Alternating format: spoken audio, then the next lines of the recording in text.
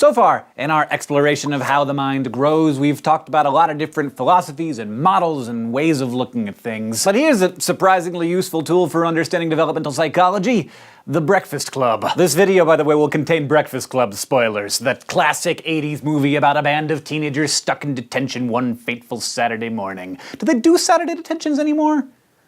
That was never a thing at my school. That was crazy, the idea that kids would come in on a weekend for detention. You got the hoodlum, the jock, the nerd, the princess, and the so-called basket case, and at first they're all salty and standoffish with each other because, you know, let's face it, American high schools are sort of a breeding ground for that kind of thing. But as the day progresses, they start to open up and share things and have a little fun by way of a dance montage. And at some point they each kind of crack, revealing something very important about adolescence in the process, which is the struggle between the need to stand out and the need to belong. All these kids feel tremendous pressure to maintain their image in their particular group, in part because there's just some security in belonging to a group, even if that group gets picked on by another group. And so they wear the corresponding diamond earrings, combat boots, Letterman's jackets, and spectacles, and act how their roles dictate. But the thing is, none of those kids are satisfied with their outward identities. Instead, they're all stuck in the classic teenage struggle, one that German psychoanalyst Erik Erikson, yes, his name is actually Erik Erikson, called the crisis between identity and role confusion. In other words, their newly forming identities were at odds with other people's expectations of what roles they should play. Hence the confusion. The past couple weeks we've been talking about childhood as a crucial period of growth, learning, and change, and it definitely is, but anyone who's ever seen a John Hughes movie knows that there's way more to growing up than just that. And I got some news for you. From adolescence into adulthood and into old age, the drama of your personal psychological development never ceases. Never. So get used to it.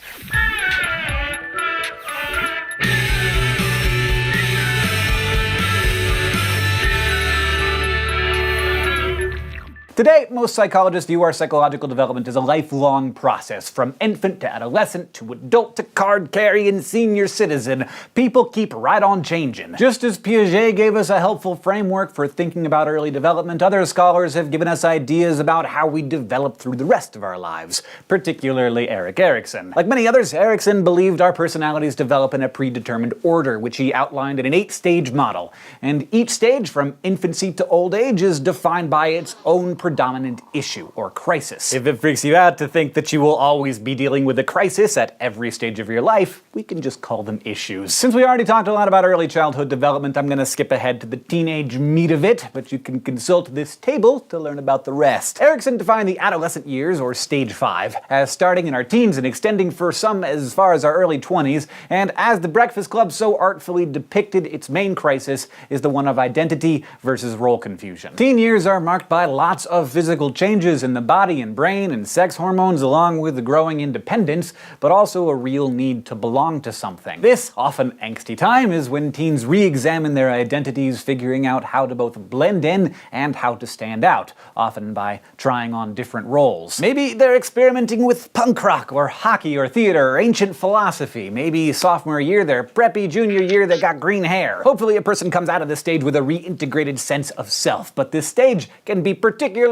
confusing, as I'm sure anybody watching this video can attest to. But of course, that's not the last crisis. Sorry, issue. Erikson believed that young adulthood, which in his view started in a person's 20s and ended as late as the early 40s, was marked by another struggle, one between intimacy and isolation. By this stage in life, most of us have begun exploring intimate relationships, whether that's a steady sweetheart or just an active OkCupid profile. A good relationship here can lead to feelings of safety and caring and commitment, while a lack of intimacy can lead to loneliness and isolation and depression. Recently, a number of psychologists have begun to refer to the first few years of this stage as emerging adulthood, and some suggest that it warrants its own classification distinct from adolescence or full adulthood. And at least in modern Western culture, many people in this stage do feel like they're stuck in a sort of in-between time. They know that they've pulled through all that high school stuff, but they're still pretty tied to their families. In 2011, the US Census found that 65% of people under 24 still lived with their parents. Just a reminder of how things like economic factors can weigh on development. For Erikson, after young adulthood came the middle adulthood of our 40s to 60s. This stage, stage 7, highlights our tendency tendency toward either generativity or stagnation. By now, many people have established jobs or careers or perhaps families of their own. We better understand the bigger picture of life and contribute to society through productive or generative activities like work,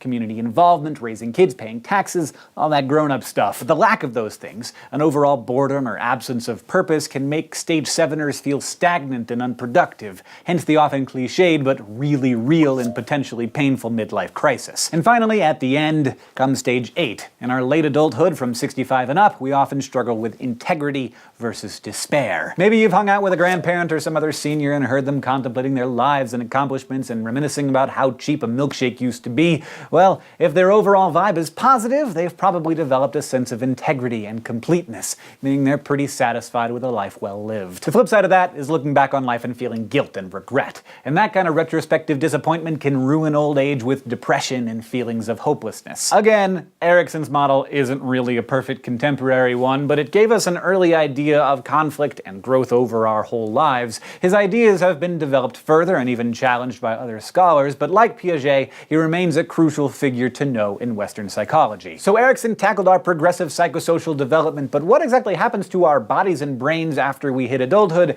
and keep racking up the birthday cake candles? It's hard to generalize these stages of adulthood because we don't really hit yearly milestones like we did when we were kids, and adult lifestyles can vary a whole lot. I mean, in a lot of ways, 70-year-old Mick Jagger's still living a younger lifestyle than a lot of 20-somethings I know. But despite all our differences, many of our life courses do have some similarities, physically, cognitively, and socially. First, there are, yes, physical changes. The slow decline of reaction time, muscle tone and strength, cardiac output, sex hormone production, and sharpness of senses like hearing and sight. For most of us, bifocals are inevitable, and perhaps hearing aids as well. None of this is to say that a jacked 50-year-old couldn't beat a lazy 20-year-old on a 100-meter dash, because of course how well you take care of your body counts for a lot, but still, you can't stop, let alone reverse the process of aging. The good news is our intelligence remains pretty stable throughout adulthood. Although some people might feel that their wits get a bit fuzzy with age, research suggests that while one kind of intelligence decreases after adolescence, another kind keeps increasing throughout your lifetime. Psychologists Raymond Cattell and John Horn were the first to develop the concepts of fluid and crystallized intelligence, suggesting that intelligence itself is made up of different abilities that work together. Fluid intelligence deals with your ability to solve problems independent of your personal experience and education. It's typically associated with thinking both quickly and abstractly, like teasing out the logic of a puzzle rather than remembering how to find the cosine of an angle.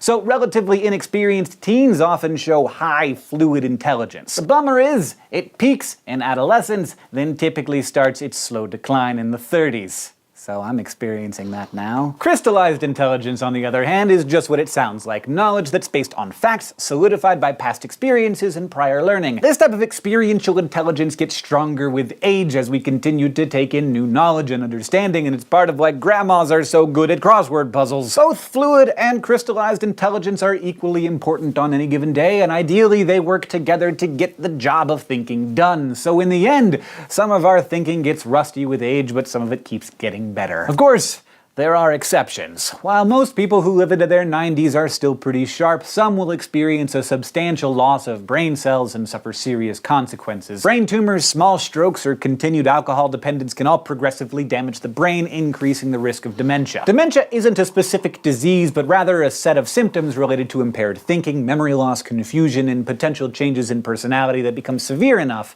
to interfere with regular functioning. Alzheimer's disease is a form of progressive, irreversible dementia. First, memory declines, then reasoning, and then eventually basic physiological functions as vital brain neurons continue to deteriorate. It strikes about 3% of the world's population before age 75, although from there the rate roughly doubles every 5 years. But again, not all dementia is related to Alzheimer's disease, nor is it as extreme, and while the risk of dementia certainly increases in older adults, it's important to remember that it is not part of normal healthy aging. Some memory changes are normal, but most memory should remain intact. In the end, we still have a lot to learn about the aging process. As our lifespans continue to get longer, we might need to tweak what we think we know about its effects on human psychology. In some ways, you might say that this is psychology's next frontier. By the time we figure out what that looks like, the cast of The Breakfast Club might just be ready for a reunion. and they better make a movie about it. Today, your developing brain learned about Erikson's 8 stages of progressive psychosocial development and their accompanying issues. You also learned about emerging adulthood, the differences between fluid and crystalline intelligence, and some facts about dementia and Alzheimer's disease. Thank you for watching this episode of Crash Course, especially to all of our Subbable subscribers who make this possible. To find out how you can become a supporter, just go to subbable.com/crashcourse. This episode was written by Kathleen Yale, edited by Blake DiPastino, and our consultant is Dr. Ranjit Bhagwat. Our director and editor is Nicholas Jenkins. The script supervisor is Michael Aranda, who is also our sound designer, and the graphics team is Thought Cafe.